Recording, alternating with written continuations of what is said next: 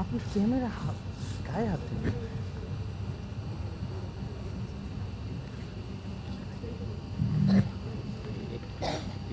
হ্যাঁ, না না, উনি পিছাবেন না, উনি ঠিক আছে। মোহন ভাই সব উল্টাপাল্টা করছে কেন? উনি ওনার কাজ করতেছে, ঠিক আছে। আবার ক্যামেরাটা উনি চালাচ্ছে।